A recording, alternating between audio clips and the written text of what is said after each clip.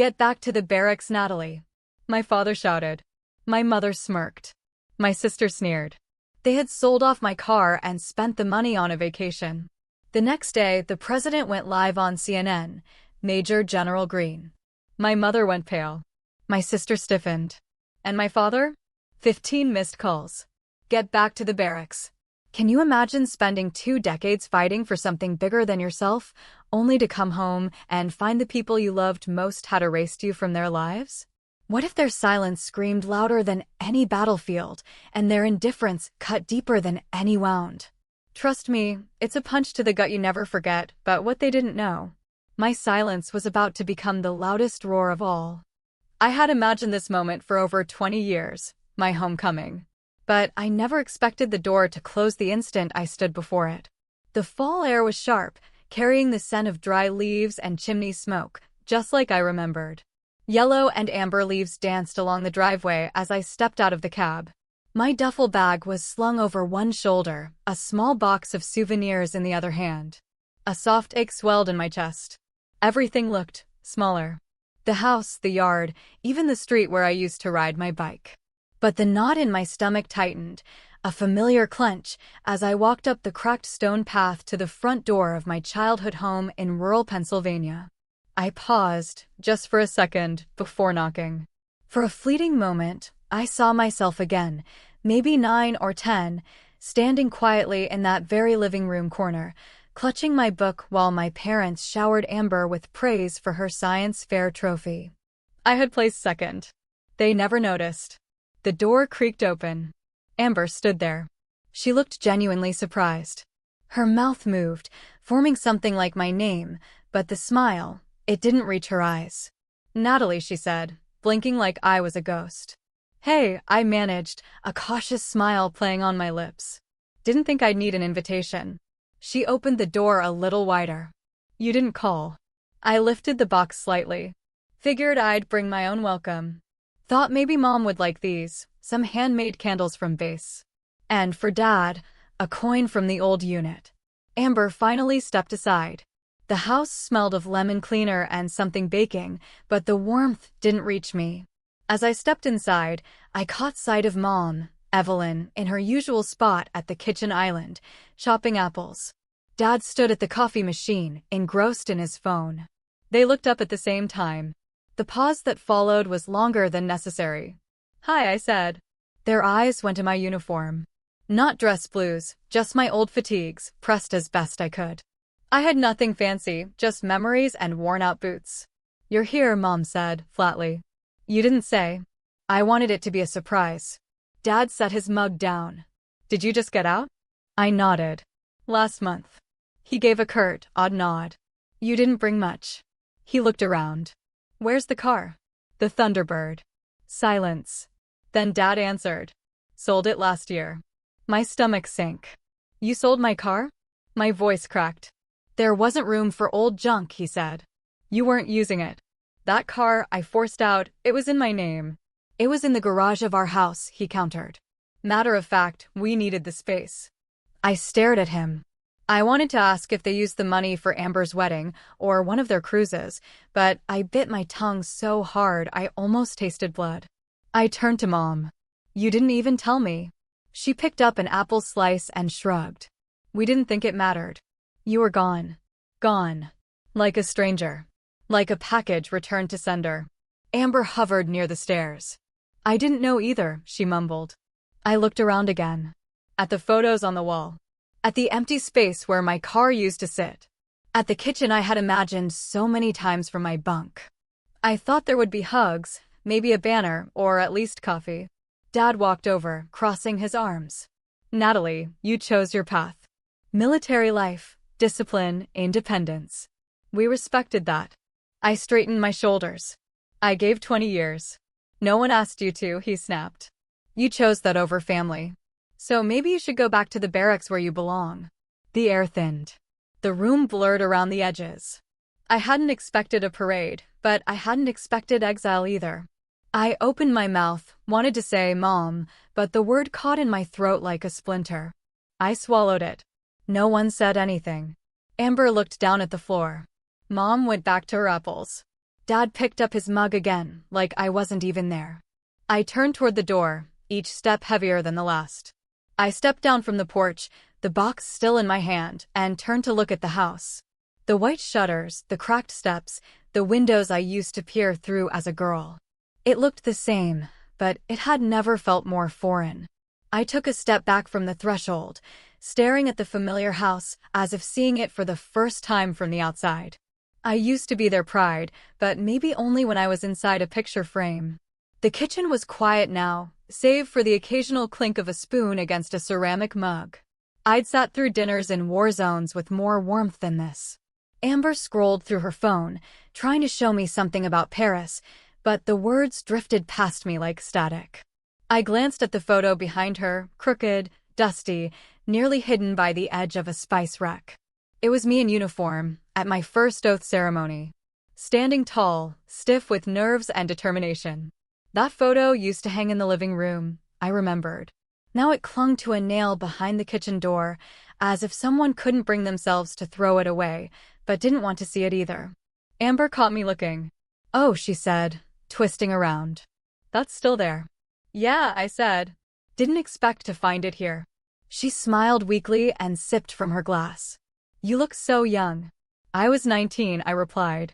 That day felt bigger than anything. Mom set a pie on the counter and peeled off her oven mitts. "Your cousin Henry's son just joined Goldman Sachs," she said, as if that was a natural extension of the conversation. Dad chuckled. "Smart kid. Knows where the future is." I tried to ignore the sting. We all take different roads. He gave me a glance that said I'd taken the wrong one. Amber swiped again, leaning closer to show her screen. "Here's the Amalfi Coast." We rented a yacht for a day. The photo was stunning. Clear blue water, her boyfriend grinning, both of them holding cocktails. I managed to smile. "Looks beautiful." It was, though Venice was overcrowded. "You wouldn't believe the prices." "Yeah," I said. "Europe's gotten expensive." The room shifted again. I felt like a ghost haunting my own memories. "You know," Dad said, sitting back. "If you'd just gone into finance like I planned, you could have traveled like that, too. Or even better." I stared at him. "You planned?" "I mean, we had hopes," he said with a dismissive wave. "All those math awards, your analytical brain. You could have been VP by now. Maybe at Chase." "Instead, I managed a crisis zone in Kabul," I said softly. Evelyn wiped the counter, her back to me. "You always pick the hard road, Natalie." I opened my mouth to speak, then closed it again. There was no point. Amber tried to ease the tension. "Mom, remember when Natalie sent money for the roof repairs?" Mom nodded vaguely, but didn't turn around. Dad took a bite of pie like nothing was said. "And that time she covered the bills when I was between jobs?" Amber added. Silence. I could feel the burn in my throat. "It's okay," I said. "I didn't expect a medal." Evelyn finally turned. Her eyes were tired. "You always make it sound like we failed you. But you chose paths we couldn't follow, then blamed us for being left behind." Her voice wasn't harsh, but it cut deeper because it was weary, as if my entire life had been an inconvenience to her. "I never blamed you," I said. "I just wanted you to see me." "You're right here," Harold muttered. "And all you've brought is rain." I didn't know if he meant the weather or my presence. Maybe both. I stood up. The weight of everything pressed down heavier than the gear I used to carry. No one tried to stop me. Outside, the wind had picked up. Autumn leaves skittered across the sidewalk, and the first drops of rain hit my shoulders. I didn't run. I welcomed the cold, the sting. It grounded me more than anything inside that house had. I pulled out my phone. My fingers hovered, then moved quickly through the familiar system: military resources, veteran aid, emergency shelter. Finally, I found it. A transitional housing facility for former service members about 45 minutes away. I took a deep breath and clicked Get Directions. The sky opened up. Rain poured down as if the heavens themselves were done pretending. I walked away, the screen still glowing in my palm, and never looked back. Perhaps I should have known from the start that home isn't the place with a roof over your head. It's the place that doesn't shut the door when all you carry is the truth. The fluorescent lights above the reception desk flickered, casting a sterile glow over the cracked linoleum floor. The Army lodging facility was no Ritz-Carlton, but it was warm, quiet, and more welcoming than my parents' house. I signed the check-in sheet with a hand that still felt stiff from the cold rain outside, my name barely legible on the carbon copy. The receptionist, a young corporal with tired eyes, gave me a small nod and slid a plastic key card across the counter. Room 207, Sergeant Major. Mess halls down the corridor, dinners till 2100. I thanked him with a smile that didn't quite reach my eyes. Just Sergeant, I said, correcting him automatically. The word Major still sat like a ghost on my shoulder. My boots thudded against the hallway's worn carpet as I made my way to my room. Inside, the air smelled faintly of disinfectant and something metallic, like old radiator heat. I dropped my duffel beside the bed and hung my uniform jacket carefully on the back of a wooden chair. It was the same one I had worn when I received my final commendation, a row of ribbons stitched above the heart, now dulled by time and memory. I stared at it for a long moment, then turned away, unable to decide whether it was pride or sorrow that tightened my throat. Later, the mess hall buzzed with soft conversation. Trays clattered, forks scraped, and somewhere in the back, a radio played an old country song. I picked at a tray of meatloaf and instant mashed potatoes when I heard a voice I hadn't heard in years. Well, hell, if it isn't Natalie Pierce. I turned slowly, spoon halfway to my mouth. There he stood. Marcus Bell, same cocky grin, though his hair had thinned and his posture had stiffened. He wore a pressed uniform and a confident air that suggested he hadn't aged a day since Kandahar. Marcus, I said, and despite myself, I smiled. You're still alive? That's what the VA keeps telling me, he said with a chuckle, sliding into the chair across from me without asking.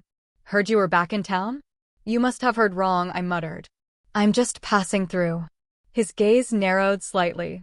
Family not too thrilled to have you home? I didn't answer. My silence said enough. He leaned back, folding his arms. You know, the president's prepping this big recognition ceremony. Something national. High honors.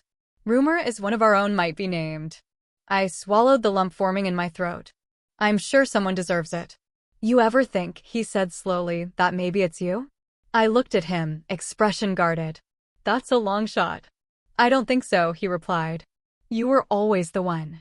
You held our unit together when everything else was falling apart. You led without needing stripes. I shook my head, laughing bitterly. Apparently, that doesn't count for much in my hometown. His eyes softened. I always thought you'd be the first one of us to get pinned a star. Honestly, I still think I'm right. That hit harder than I expected. I looked down at my tray, appetite gone. There was something in his voice. Conviction maybe, or the sting of recognition I hadn't realized I craved. We sat in silence a while longer, and then I made my excuse and left. Back in my room, the shadows had lengthened, and the old radiator hissed like it was trying to whisper secrets.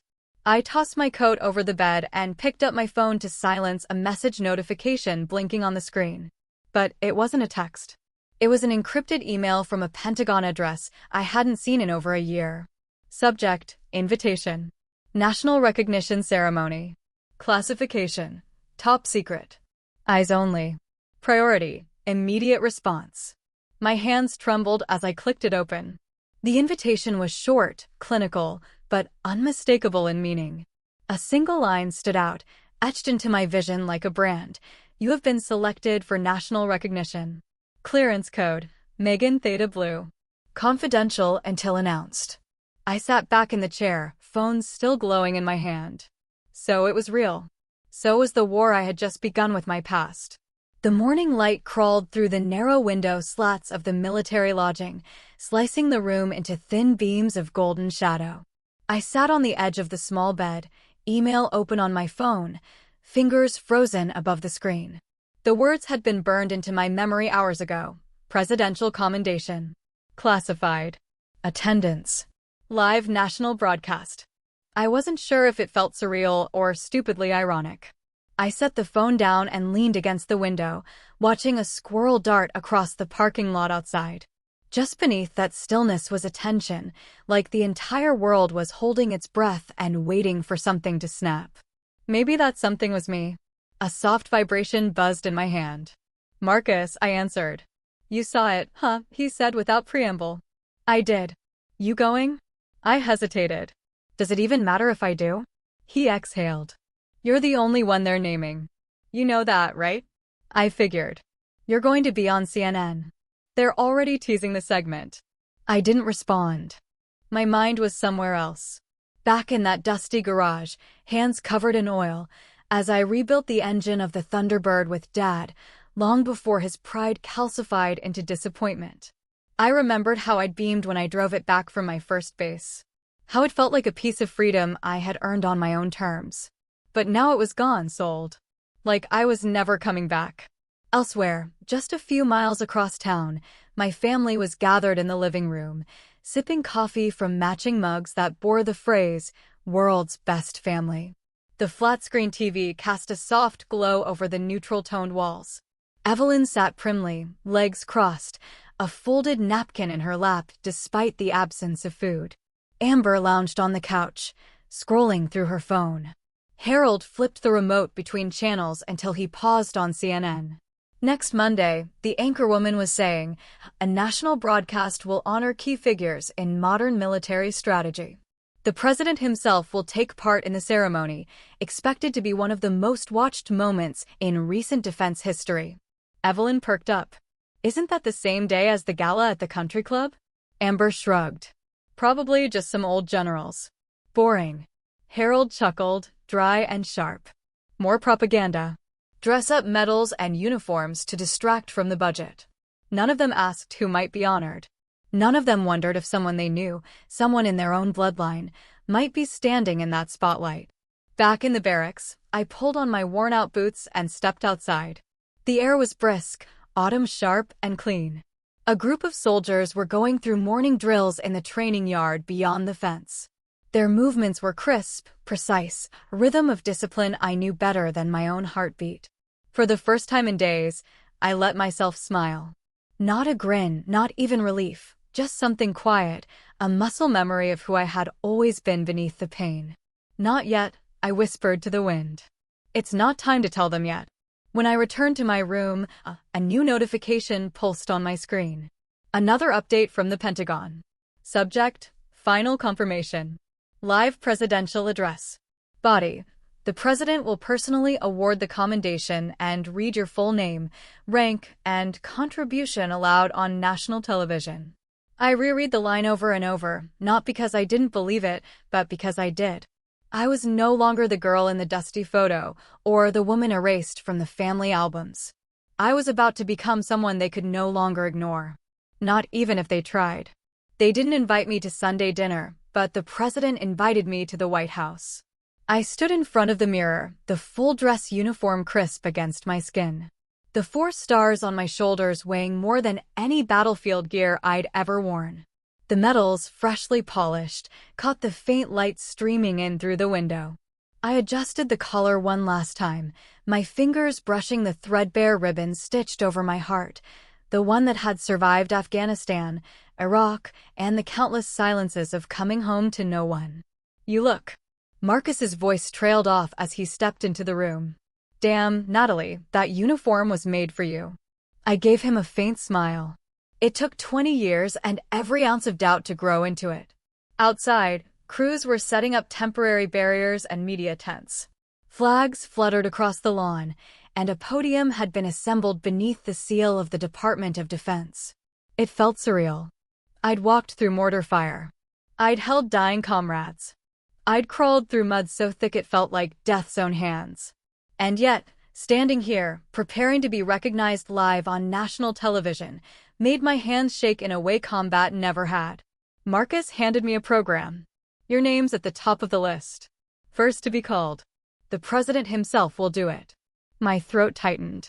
I stared at the paper like it was a classified document from my early days. Dangerous, sensitive, irreversible. They'll all hear it tomorrow, he added. The whole country. I nodded, but said nothing. My mind flicked to a different kitchen. A different kind of Sunday, one where my mother was probably basting a roast chicken, humming softly. My father might be sorting bills or reading the paper. Amber, oh, perfect Amber, scrolling endlessly on her phone. The phone she held right now might already be vibrating with the truth. Across town, I imagined that very scene. Evelyn placing the golden-skinned chicken into the oven. Harold grumbling about rising grocery prices. Amber stretched across the couch, scrolling. Her eyes narrowed. She paused. A single headline caught her attention: tomorrow's ceremony to honor unsung heroes of national defense. And just beneath it, trending, #Natalie Greene. Me, she murmured, eyes still glued to the screen. Kai Tanai Quinn Lam. Evelyn didn't look up. What are you mumbling about? Amber frowned, turning the phone toward her. But the moment passed. The news segment changed. Her attention flitted elsewhere. Meanwhile, in the Pentagon courtyard, I paced slowly beneath the autumn trees. Bronze leaves swirled around my boots. I thought of the times I'd walked similar steps, toward briefings, toward farewells, toward helicopters that never returned the same. A tall man in civilian dress stepped toward me, the Secretary of Defense. He offered his hand with a reverence that startled me. Tomorrow, Major General Greene, the nation will learn your name, and we will owe you a debt we can never repay. Thank you, sir, I said quietly. But I didn't do it to be known. No, he agreed. But that's exactly why you must be. Later, Marcus and I sat on a bench near the perimeter. His voice was softer now, personal. You sure you don't want to invite them? We can make room. I didn't look at him, just watched a young private walking her German shepherd near the barracks. The dog paused, sniffed the air, then looked up at its handler like it sensed something important had shifted. They had every day for 20 years to ask me where I was, I said. They never did. Marcus exhaled through his nose, nodding. Besides, I added, standing to leave, they already made their choice. That night, I packed my things carefully. The invitation, embossed with the presidential seal, sat unopened on my desk. Tomorrow would come. The whole world would be watching. But for tonight, I let silence be my guest. And as I lay down, somewhere in the house that no longer felt like mine, a television blinked on. 10 a.m. tomorrow, live from Washington, D.C. The president will honor our nation's most outstanding defenders. Stay tuned. When the president read my name live on national television, the whole nation applauded. My family, on the other hand, fell silent. The ceremonial hall was awash in white and gold. Crisp military uniforms lined the front rows, and the presidential seal gleamed behind the podium. I stood at the edge, hidden just out of frame, as the CNN broadcast flickered across televisions in every state, including the one in my parents' living room. Amber's voice once echoed in my head like a ghost. You'll never be recognized by anyone outside this house. I used to believe her. For years, I measured my worth by the silence of those who should have clapped first. President Hellbrook stepped forward, tall, composed, and dignified. His speech opened with the usual honor, service, sacrifice, strategy, but I felt the tremble in my fingertips grow with each passing minute. This moment was real, and I wasn't ready. In a time when our nation faced unprecedented threats, the president said, one mind brought clarity to chaos. One leader, forged not in comfort but in crisis, charted the course we followed to security. My breath hitched. The Department of Defense, in partnership with the National Security Council, proudly recognizes Colonel Natalie Greene for groundbreaking strategic leadership, unwavering service, and unshakable integrity. I heard applause like a wave crashing forward, but in my mind, all I could picture was a suburban living room in Pennsylvania. Evelyn's hand slipped. The crystal tumbler hit the carpet with a dull thud. Amber's phone froze in mid-scroll. Harold didn't speak. He just stared at the screen, watching the daughter he dismissed be called a national hero. The room at the White House blurred as I stepped forward. The president extended his hand. Welcome, Major General Greene, he said, pinning the insignia over my heart. I saluted, crisp and exact, then lowered my hand to the thunder of applause. Cameras zoomed in. I smiled, not because I felt victorious, but because the tears wouldn't stay hidden forever. This was not revenge. This was liberation. Behind me, Marcus whispered, I told you they'd see you. And they did. Just too late. Somewhere in the crowd, General Cooper nodded. I caught his eye. And in that instant, Every night I spent staring at ration maps, every hour commanding from sand-swept tents, every soldier I lost, all of it compressed into one breath. One name finally spoken aloud. Back in that quiet Pennsylvania house, Evelyn sat unmoving as the words, Major General Greene, echoed from the TV speakers. The silence was louder than the applause. Later, in the black SUV taking me back to the Pentagon quarters, my phone buzzed violently in my lap. I didn't want to look, didn't need to, but I did. Dad, 15 missed calls. When I lived in silence, no one bothered to check in. Now that the news says my name, everyone suddenly remembers me. The alert tone on my phone hadn't stopped since I returned to the military hotel that evening. Notifications piled up like snow in a storm, unread texts, voicemails, tagged posts, emails from addresses I hadn't seen in over a decade.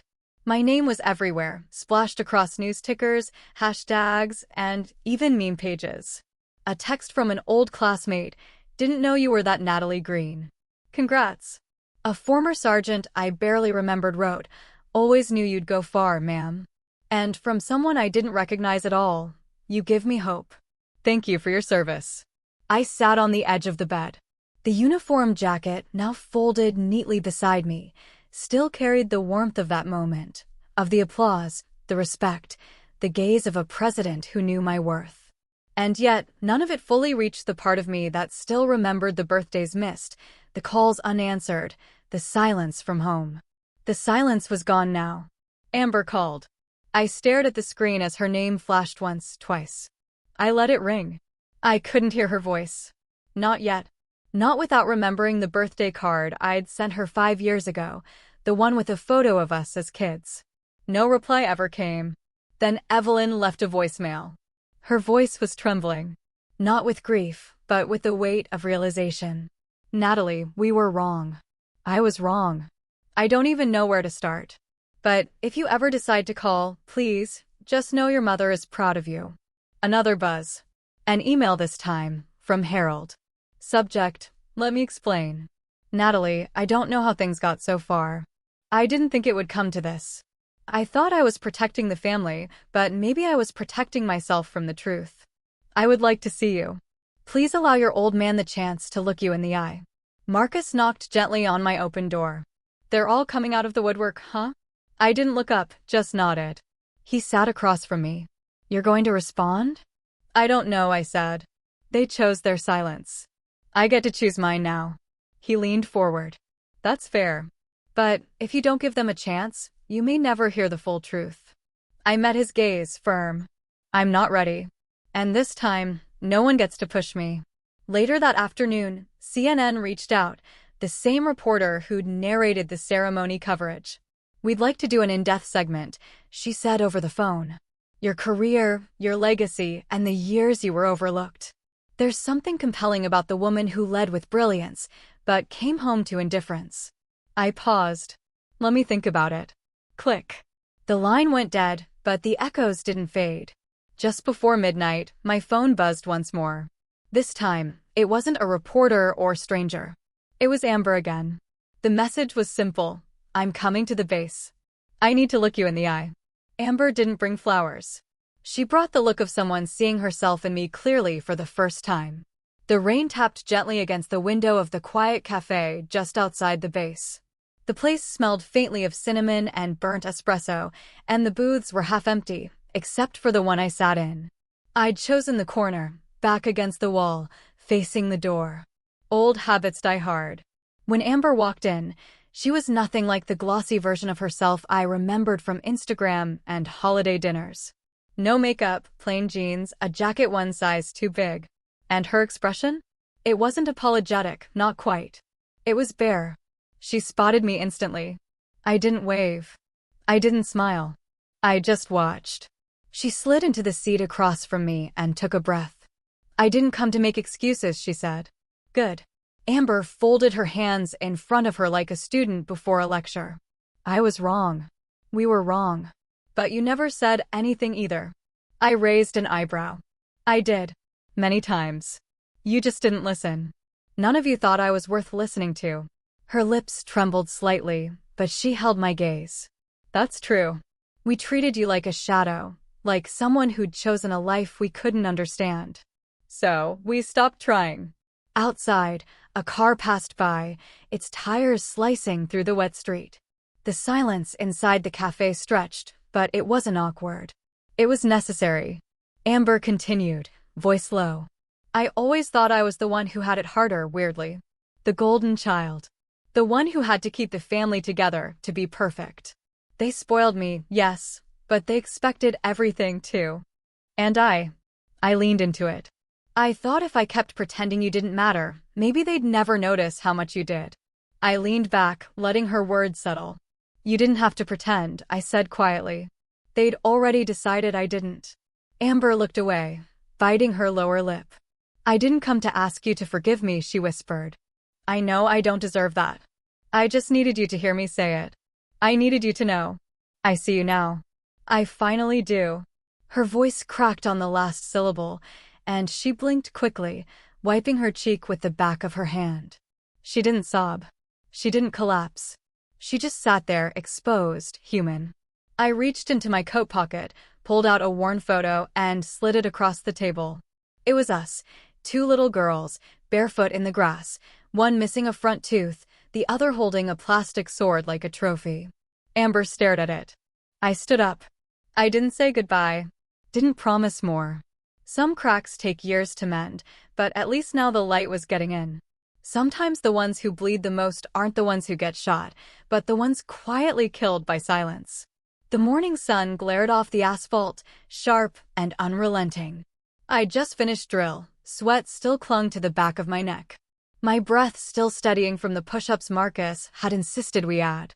He'd smiled when I groaned. I didn't smile back. Inside the operations tent, General Cooper handed me a sealed envelope with the Department of Defense crest pressed deep into its flap. He said nothing at first, just waited as I tore it open and scanned the words. You'll be speaking at the Strategic National Defense Summit, he said simply. They've named you keynote. First woman in 10 years. I didn't respond right away. It felt far away. Another world, another Natalie. You earned it, he added, softer now. Marcus walked in with a clipboard, glanced at me, and then back at Cooper. She's also got visitors, he said quietly. Persistent ones. I didn't need to ask who. I already knew. I changed into a clean shirt and walked across the base toward the gates. From a distance, I could see a figure standing stiffly beyond the barrier, hands in pockets, head high. Though his stance betrayed him, he was bracing for something, probably rejection. Harold Greene hadn't aged well. His hair had receded further, and the lines around his mouth had deepened. Maybe from worry, maybe from guilt, or both. He didn't flinch when I approached, but he didn't smile either. We stood like soldiers waiting for orders that would never come. I had to pull strings to get here, he said. They don't usually let civilians through. I nodded noncommittally. I wanted to see you in person. I folded my arms. You're seeing me. He shifted uncomfortably. You've done more than any of us imagined. More than I ever gave you credit for. Still, I said nothing. I thought I was doing the right thing, keeping you grounded, keeping you close to the family path. His voice cracked. But I was wrong. I see that now. You made something bigger than I could ever have imagined. A breeze swept through the gate posts, fluttering the base flag high above us. Harold looked down at his feet, then back at me. Is it too late if I wanted to try again? To start over? I exhaled slowly, deliberately. It's not that you're too late, I said. It's that I'm not starting from that place anymore. I've built a different life, one without begging for someone to believe in me. He blinked once. I saw his throat move as he swallowed hard. The same man who once told me emotions were for the weak now stood in front of me, unarmed and unsure. I just wanted to tell you. I'm proud, he murmured. Even if I didn't act like it. I gave him a nod. A small one. No anger, no forgiveness, just the quiet boundary I'd fought years to build. Then I turned and walked away. Behind me, I heard his footsteps hesitate, then slowly retreat. The sun was still sharp, but I walked into it with my eyes open. They used to erase my name from the dinner table. Today, I stand on a stage and say it clearly. I am Natalie Greene. The room was vast, Rows upon rows of uniforms, medals, and eyes that had seen too much to be easily impressed. A military band had just played a subdued version of America the Beautiful, and the MC's voice echoed through the hall. Our next speaker needs no preamble. You've already seen her story unfold, but let her speak it herself.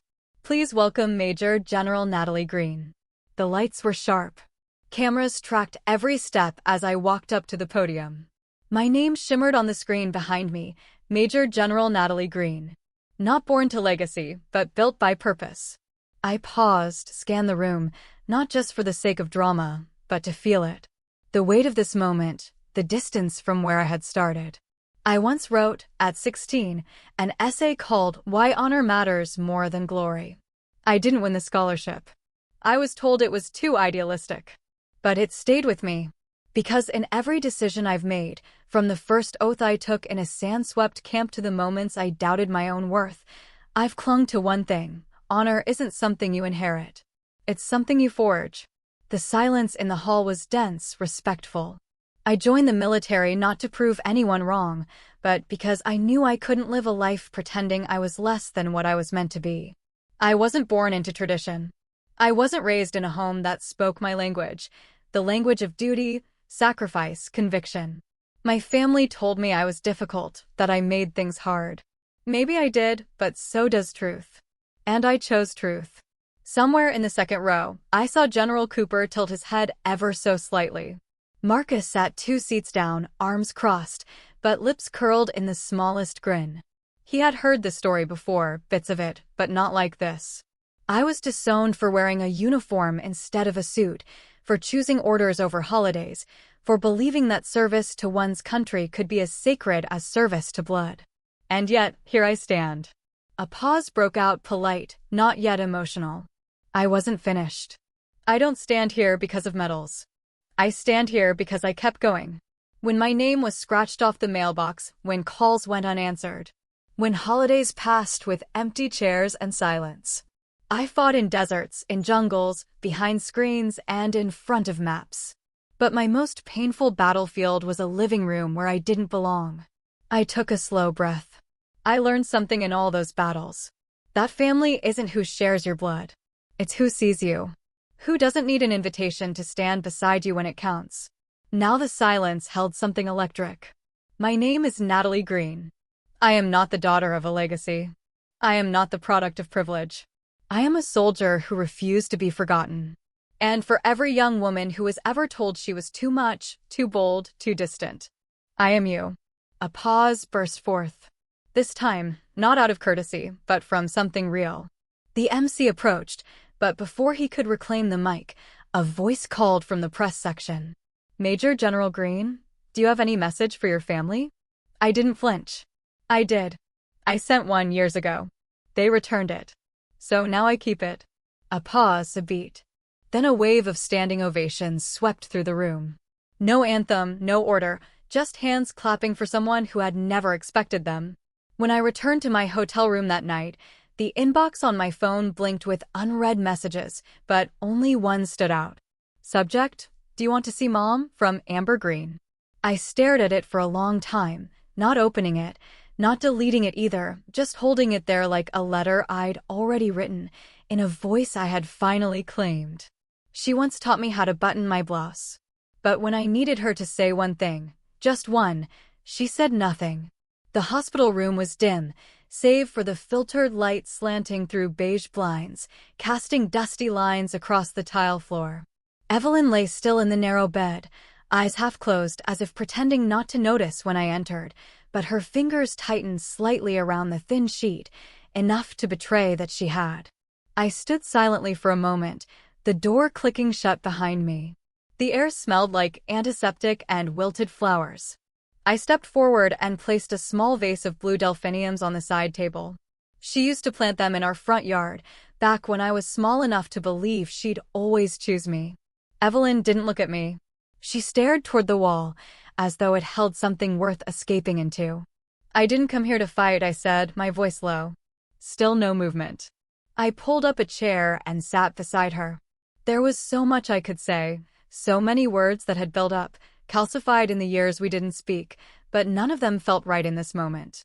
The silence wrapped around us like a second curtain. At last, she spoke, quiet, raspy, but firm. I taught you how to live well. I just never had the courage to live beside you. I blinked slowly, unsure if the sharpness in my chest was grief, anger, or some strange combination of both. Is that what this is? I asked. Courage. She turned her head just slightly, finally meeting my eyes. Hers were sunken, rimmed red. Not from tears, I suspected, but from the weight of years buried in avoidance. I don't need anything, she said. No apologies, no explanations. I just wanted to see you one time. Not as someone I failed. Just as my daughter. I sat back, let the words settle. She hadn't asked for forgiveness. She hadn't earned it.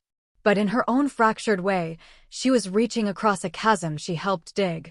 You didn't stand up for me, I said, voice steady. You watched them dismiss me. You let them erase me. Evelyn winced. I know why. Her eyes drifted toward the window. Because I feared your father more than I feared the truth. There it was, the sentence I'd carried like an open wound since I was 14. I stood slowly, the chair creaking as I pushed it back. Her gaze followed. You don't need to forgive me either, I told her. But if you want to see me clearly, even once, I'm here right now standing. A long pause. Then, just as I turned to leave, her voice caught me. You're not like him, she whispered. You're better. I didn't reply. I couldn't. My throat tightened as I walked out of the room, past the nurse who nodded gently, past Amber, waiting in the hallway with red-rimmed eyes. I didn't stop. I didn't need her permission anymore. Evelyn whispered, I'm not like my father. I'm better than him. They invited me for dinner. But that chair, I gave it back a long time ago. The car pulled up outside the old house just after dusk. Amber had sent it, along with a carefully worded message. If you want closure, maybe you should let them try. Closure. As if it were a form I needed to sign off on. As if their guilt could be exchanged for reconciliation. I stood in front of the house that no longer felt like mine. The porch light flickered. Inside, I could see silhouettes moving in the kitchen, my mother at the stove, my father pouring wine, Amber setting the table. For a moment, the scene almost looked warm. But memories returned, sharp and uninvited. The last dinner I had sat at this table years ago. Amber had just gotten her acceptance letter to college. Everyone raised their glasses. No one noticed the envelope with my enlistment papers, still sealed in my lap. I stepped inside. The smell of roast and herbs tried to play nostalgia, but my chest stayed still. Amber met me at the door with a smile too hesitant to be sincere. We're glad you came, she said, and I nodded. Evelyn was at the stove, thinner now, paler since the hospital. Harold gave me a stiff, awkward nod. We sat. The meat was well cooked. The wine was expensive. Conversation tried to start. Amber talked about her firm's latest case, Harold about politics. My mother barely touched her food. I saw your speech, Harold said after a while. The one at the defense summit. I took a sip of water. Did you? He nodded. Impressive. Articulate. A lot of people are proud of you, Natalie. Are they? I said. Interesting. Silence followed. Amber pushed her mashed potatoes around with her fork. Evelyn's hands trembled faintly as she refilled her glass. I think it's brave, Amber said suddenly, that you're not angry, that you came tonight. I looked at her. I didn't come because I'm not angry. That startled her. She opened her mouth and closed it again. Harold cleared his throat and raised his glass. To family, he said, and to forgiveness. Thank you for coming home. I didn't raise my glass. I placed it down gently. I'm not here to forgive. His face fell. Natalie, I came, I said, voice steady, because I wanted you to hear this from me clearly. I don't carry hate anymore. But don't mistake peace for return. Amber's voice cracked. Can't we start over? I met her eyes. Starting over doesn't mean going back to what it was. And what it was, it never saw me. Evelyn whispered, almost inaudible. We're trying. I know, I said softly. But you're trying now that everyone else saw me first. The silence turned heavier, denser. Even the clinking of cutlery had ceased. I stood up. My chair made a soft scraping sound against the old wooden floor. I'll be going now. Amber's lip trembled. Do you have to? I nodded. The base has curfew. And besides, this dinner, this house, it belongs to the three of you. It always did. They didn't follow me to the door. No one protested. No one begged. Outside, the night was cool and clear. I looked up at the stars, the same stars I used to count through my bedroom window as a girl, wondering what kind of world was waiting for me out there. I found it. And it wasn't here. I turned, my boots crunching softly on the gravel. I said nothing else. Some things I had already buried. They used to call me a burden. Now I sign appointments with the same name they once tried to forget. The office smelled of fresh paint and polished wood. Sunlight filtered through the tall windows, casting long golden lines across the sleek surface of the desk. A new brass nameplate gleamed at the center, Major General Natalie Greene. I ran my fingers lightly along its edge. It felt surreal, like stepping into someone else's shoes. Until I reminded myself, no, these are mine. I built them from the ground up. Marcus leaned against the doorway, arms crossed, watching with a half smile. Fits you better than your old barracks, he said. I smiled back. It better. Took me 20 years to earn this square footage. Command has finalized your portfolio, he added, handing me a thick folder. Senior Ethics and Honor Advisor. Full discretion. Policy influence. Direct access to the Pentagon chain. I flipped through the pages, nodding. It wasn't the power that interested me. It was what the title meant. I was no longer someone people tolerated. I was someone they consulted. Later that afternoon, my new military aide knocked lightly and opened the door. Behind her stood a young woman in a crisp, anxious uniform, barely past 20, eyes filled with a cocktail of admiration and fear. This is Eliza Morales, the aide said. New recruit. She requested 5 minutes. I gestured her in. At ease, Morales. She swallowed. Ma'am, people in my unit. They think I'm soft. They say I don't belong, that I'm wasting time. I studied her face. It wasn't tears she held back. It was something harder, shame, the kind you start to believe. Do you want to be here? I asked. Yes, ma'am. More than anything. Then write your name with what you do, not what they say. She blinked. I don't understand. You will, I said, standing. I walked to the cabinet, pulled out a framed photo of my first squad, rough faces, mud-streaked uniforms, and me. Smallest of them all, still unproven. They called me dead weight once. Said I wouldn't last a month. Her eyes widened. I lasted 20 years. You don't need their permission to matter. Just consistency. She stood straighter. Thank you, ma'am. As she left, I returned to my desk. In the drawer, folded neatly, was an envelope. I had never opened my father's letter, sent weeks ago. I stared at it a long moment, then placed it into a locked box. Some things weren't doors. They were traps shaped like apologies. The light was fading when Marcus came in again. You know, I never got a chance to say it properly. He said, congratulations. I nodded, lifting the first document of my tenure. It was a directive for ethics training reform, one that would reach every base nationwide. I picked up the pen. The weight of it wasn't heavy. It was earned. By order of Major General Natalie Greene. As the ink dried, I glanced at my calendar. A red marker circled the date for my first official visit next Tuesday. Location: Fort Holston, the base where I'd once spent nights writing letters home that were never answered.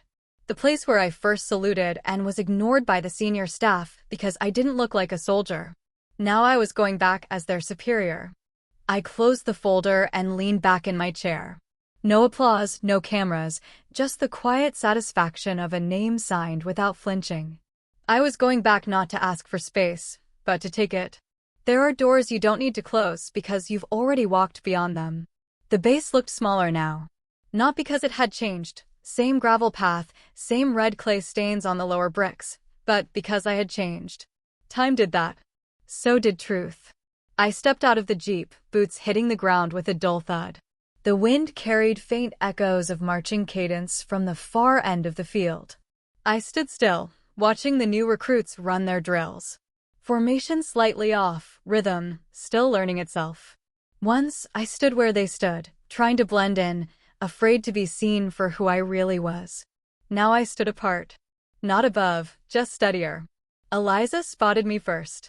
She jogged up, a little out of breath, saluted sharply. "Ma'am." "At ease, Morales," I said with a nod. "How are they treating you?" "Better," she admitted. "Still rough, but I remember what you said. Every time someone doubts me, I double-check my own faith instead of theirs." That's a good place to start. We walked together to the edge of the field, watching the drills. Her hands fidgeted at her sides, nerves flickering under the surface. I reached into my pocket and pulled out a thin leather bracelet, faded, worn, frayed at the edges. "This," I said, handing it to her, "belonged to a medic in my first unit. He saved my life in Kandahar and died 3 weeks later. I've kept it ever since." She stared at it. "I can't take this." "You're not taking it. I'm passing it on." "That's different." I met her eyes. "Carry it like I did. Not for decoration, but for direction." Her voice caught. "I will. I promise." Later that evening, after the day's final debrief, I walked alone through the outskirts of the base toward a small chapel tucked between 2 oak trees. It looked exactly as I remembered, weather-worn stone, creaking wooden steps, and a rusted iron cross that leaned slightly to the left. I opened the door. No service. No choir, just silence. I sat on the second pew, hands folded loosely in my lap. The air smelled like candle wax and cedar. Once, I'd come here after losing half my squad in an ambush. I had sat in the dark and asked questions I still didn't have answers to. Why them? Why not me? Today? I asked myself. Nothing. I just breathed. Footsteps echoed softly behind me. The old priest, still alive somehow, walked slowly to the front altar and turned. "I remember you," he said, voice raspy. "You came here in uniform and left with tear-stained sleeves." I offered a small smile. "That sounds about right." He nodded. "Back then, you asked for forgiveness." I nodded slowly. "Today, I think I've finally given it." "To whom?" "To myself." He smiled gently. "That's the hardest one." I stood, nodding in thanks. He didn't say anything else. He didn't need to. As I reached the door, I paused. I turned and looked at the wooden interior. Faded benches, quiet walls. Memories soaked into every grain. Then I stepped outside. The cool air greeted me like an old friend. Behind me, the door creaked softly, but didn't close. No wind slammed it. No hand pushed it shut. I kept walking. Some doors didn't need to be closed. Not anymore. I used to think I needed a family to live. But all I ever needed was myself. And one truth no one could take away. Spring had finally arrived at the lake. Mist skimmed the surface like whispered memories, and the flag on my porch danced gently in the morning breeze. The air was crisp, not cold. Quiet, not lonely. I stepped outside with a cup of black coffee in hand, steam rising slowly like the first breath of a clean day. My cabin, small and weathered, had become a place of shelter, not just from storms, but from the weight of pretending. Today was for closing, not doors, not wounds, but circles. Inside, I sat at the worn desk beneath the open window and began writing. The first letter was to Marcus. "Thank you for standing beside me when I didn't know how to stand on my own. You reminded me who I was before anyone else dared to say it out loud." The second was to Eliza. That bracelet never really belonged to me. It belonged to the person who needed to carry it next. Carry it with courage. Carry it until you meet someone who needs it more. I sealed the envelope slowly. Hand steady, heart lighter than it had been in years. My phone buzzed on the desk. A photo from Eliza. She stood in full uniform, fresh from graduation. Her posture proud, her eyes lit with something deeper than joy, resolve. On her wrist, the bracelet still worn, still strong. I smiled. A few minutes later, another ping. A video message from Marcus. The frame opened his grinning face. "General Greene," he said, mock formality in his voice. "You've earned a dozen titles by now. But for what it's worth, out here, you're more than just a decorated officer. You're the damn lighthouse that kept half of us from sinking. Don't ever forget that." I replayed the message once, then again. Not because I needed to hear it, but because this time, I believed it. Later, I opened my journal, leather-bound, almost full now. I flipped past pages of doubt, of anger, of aching silence, and began to write something new. They never called me one of them. They never offered a place to sit or a name worth carrying. That's fine, because now I carry my own name and I sit at a table of my own making. I paused, pen resting between my fingers. Near the edge of the desk sat the envelope, the one from my father, unopened, yellowing now, frayed at the corners. It had followed me through hotels, barracks, bases, and finally here. Today, I didn't need its contents. I took it outside. The wind was still gentle. The grass had a new sheen to it, kissed by dew. I lit a match. Flame touched paper. It curled and blackened, soft and soundless. No grand gesture, just release. Ash drifted up into the sunlight. Back inside, I stood in front of the mirror. My full uniform lay across the armchair. I put it on slowly, deliberately, each button a choice. Each ribbon a memory. When I looked up, something had shifted. My reflection stared back. Not as a stranger, not as a soldier in search of permission, but as a woman who had earned her place in every room, even the ones that had once shut her out. I let the silence settle around me, steady as breath. Then I said it softly, clearly, like a name reclaimed. I see you now, Natalie Greene. They erased my name from the family table, but in the end, it was etched into a nation's memory. I stood, not to seek their approval, but to prove that silence cannot bury the truth forever. Justice doesn't always shout. It waits. It watches. And then it rises when no one expects. Like the final strike of a gavel in a long-delayed trial, it may arrive late, but it leaves no doubt once it lands. And maybe, just maybe, standing tall today means you'll never again have to kneel before injustice tomorrow. So, tell me, have you ever had to find your own home, your own family, when the one you were born into just didn't see you?